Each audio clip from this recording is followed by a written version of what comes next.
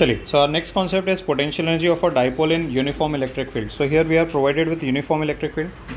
Let's say इसका magnitude आपका vector E है, राइट, क्लियर है। और हमें क्या निकालना है, अगर हम लोग इसके अंदर में इलेक्ट्रिक डाइपोल को रखेंगे, अगर इसके अंदर में इलेक्ट्रिक डाइपोल को रखेंगे तो उसका पोटेंशियल एनर्जी कितना होगा, ठीक है। अब सिंपल सी बात है, पोटेंशियल एनर्जी निकालना है मतलब आपको वर्क डन निकालना है। और वर्क डन किस लिए, अगर मैं डाइपोल को शुरुआत में समझो this is minus Q and here let's say this is plus Q, ये हमारा डाइपोल है। इस डाइपोल को उठा के हम लोग कहाँ पे लेके आएंगे, इस फील्ड के अंदर रखेंगे, हाँ है ना, क्योंकि जब भी आपको वर्क डन निकालना है तो हमेशा चार्जेस को कहाँ से लेके आएंगे, इन्फिनिटी से लेके आएंगे। तो हमें जब भी potential energy of a dipole निकालना मतलब हमें क्या लेना पड़ेगा, डाइपोल को इस फील्ड के अंदर लेके जाना पड़ेगा और कोई भी एक रैंडम पोजीशन में अलाइन करना पड़ेगा, ठीक है, क्लियर है यहाँ तक है, ये बात समझा के मैंने क्या कहा। तो सबसे पहला स्टेप हम लोग क्या करेंगे, इसको दो स्टेप में डिवाइड करेंगे हम लोग। पहले हम लोग क्या कर रहे हैं, पहले डाइपोल को हम लोग सीधा सीधा लेके जाएंगे, दोनों चार्जेस साथ में मूव होंगे। और लेट से नेगेटिव चार्ज यहाँ पे आ गया माइनस क्यू और पॉजिटिव चार्ज आपका यहाँ पे आ गया लेट से प्लस क्यू, और ये दोनों के बीच में डिस्टेंस कितना है मेरा, ये डिस्टेंस 2L रहेगा, यस और नो, हाँ या ना, ठीक है। एंड लेट से ये जो माइनस क्यू है वो कहाँ पे, पॉइंट ए पे आया और ये कहाँ पे आया, पॉइंट बी पे आया, यस और नो। अच्छा, यहाँ पे फील्ड है कि नहीं है, मतलब work has to be done. वो नेगेटिव चार्ज को खींच लेगी फील्ड और पॉजिटिव चार्ज को अपोज करने की कोशिश करेगी, यस और नो, क्लियर है यहाँ तक है। तो आपको याद है मैंने सिखाया था आपको वर्क डन, तो यहाँ पे हम लोग लिखेंगे work done in moving dipole to points A and B as shown in figure, ये ब्रैकेट में रख रहा हूँ मैं, is given by, क्या फॉर्मूला रहेगा, work done W1 it is equal to कितना आएगा, VA into minus q plus VB into plus q, right, clear है यहाँ तक है। ऐसा एक फॉर्मूला पढ़ चुके हैं हम लोग ऑलरेडी, पोटेंशियल एनर्जी का फॉर्मूला, यस, क्लियर है। वहाँ पे पोटेंशियल एनर्जी दो चार्जेस को हम लोग अलग अलग लेके आ रहे थे, पहले एक Q1 को लेके आए थे, तो बाद में Q2 को लेके आए, यस और नो। यहाँ पे दोनों चार्जेस साथ में मूव हो रहे हैं, इसलिए वो जो तीसरा वाला टर्म है वो नहीं आएगा, आर वी क्लियर। तो यहाँ पे क्या बन जाएगा, so this will give you कितना आएगा, minus VA into q plus VB into q, कुछ कॉमन निकलेगा Q, तो यहाँ से W1 can be written as Q, यहाँ पे हम लोग लिख सकते हैं VB माइनस VA, यस और नो। अच्छा, अब हमें पता है, इसे मैं नाम देता हूँ इक्वेशन नंबर 1। नाउ हमें पता है यूनिफॉर्म फील्ड में, तो I can write for uniform field, तो यूनिफॉर्म फील्ड में हमने पढ़ा था हायर पोटेंशियल। अच्छा मुझे बताइए A और B में से कौन हायर पोटेंशियल पे है, कौन हायर पोटेंशियल पे है, बोलो A हायर पोटेंशियल पे, वाई, वो फील्ड के अंदर है ज़्यादा, हाँ ना, जितना फील्ड के अंदर साइड में रहेगा उतना उसका हायर पोटेंशियल रहेगा, हाँ या ना। ये B कौन सा पोटेंशियल है, लोअर। तो हमने पढ़ा अभी potential at higher potential minus lower potential, it is nothing but equal to electric field multiplied by distance between 2 points. What is distance between 2 points, 2L, तो ये 2L हो जाएगा। इसको हम कहाँ पुट करेंगे, इक्वेशन नंबर 1 में, सो पुट, अच्छा इससे वैल्यू निकालेंगे किसका, VB माइनस VA पे, तो VB माइनस VA अगर आप निकालेंगे तो this will give you minus E into 2L, yes और नो। इसको पुट करेंगे इक्वेशन नंबर 1 में, put in equation number 1। So if I substitute in equation number 1 तो क्या मिलेगा, मुझे मिल जाएगा W1 it is equal to Q into minus E into यहाँ पे कितना आएगा, 2L आ जाएगा, यस और no, are we clear, yes और no. What is Q into 2L, P, so therefore I can say W1 will be equal to कितना आएगा, माइनस P इंटू E आएगा, and this becomes our equation number 1। ये मेरा equation number 1 नहीं, sorry 2 हो जाएगा, are we clear with this, यहाँ तक समझ में आया, any confusion in this case ना। Moving ahead, next point of discussion is this. अब क्या हो जाएगा, देखिए यहाँ पे मेरा वेक्टर P ऐसा है, नाउ वेक्टर P और वेक्टर E सेम डायरेक्शन में कि अलग अलग डायरेक्शन में, अच्छा ये तो एक स्पेसिफिक पोजीशन हो गई ना, मुझे स्पेसिफिक पोजीशन चाहिए कि रैंडम पोजीशन चाहिए, रैंडम। तो अगर मैं इसको घुमा दूँ, अगर मैं इस डाइपोल को घुमा दूँ बाय एन एंगल थीटा ऐसे, ठीक है, अगर इस डाइपोल को घुमा दिया बाय एन एंगल थीटा, तो ये माइनस क्यू यहाँ पे, ये प्लस क्यू यहाँ पे, तो कहने से ये वाला एंगल थीटा हो जाएगा, यस और नो, यस और no, are we clear, yes, ये बात समझा क्या। तो अभी हम लोग क्या करेंगे, work done in rotating a dipole निकालेंगे। What is initial angle? 0. What is final angle? Theta. तो अभी निकालेंगे वर्क डन. सेकेंड पार्ट रहेगा. Second part is work done in rotating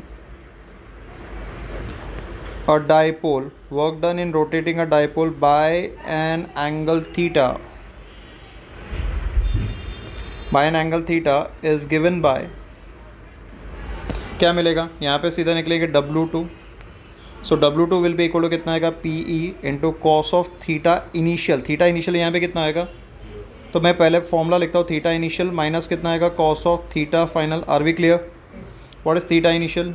0. What is theta final? Theta only. So therefore I can say W2 will be equal to P into E into cos of 0 minus cos of theta. What is cos 0? 1. So therefore I can say W2 will be equal to कितना आएगा? P into E. यहाँ पे कितना मिलेगा? 1 minus cos theta. Are we clear? ये हमारा गया second work done. Yes or no? This becomes my equation number 3. अब टोटल वर्क डन निकालना तो क्या करना पड़ेगा?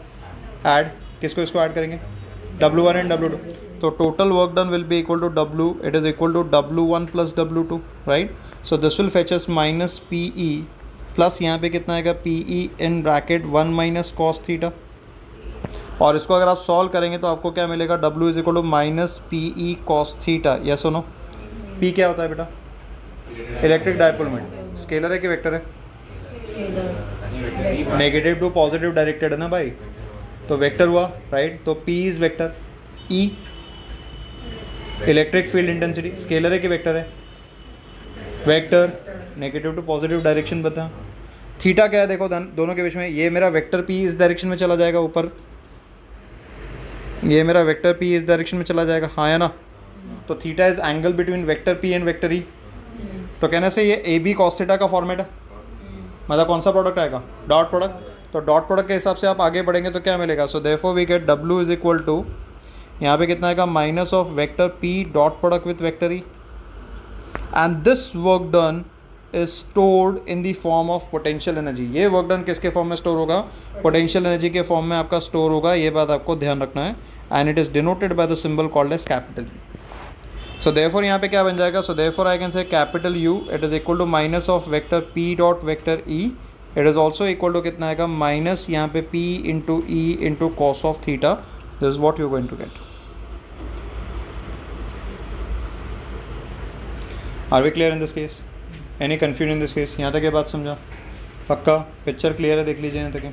चलिए अब आगे बढ़ते हैं यहाँ पे. ठीक है, अब यही फॉर्मूले को मैं आगे लेके चल रहा हूँ. ठीक है, देखिए हमें पता है फॉर डाइपोल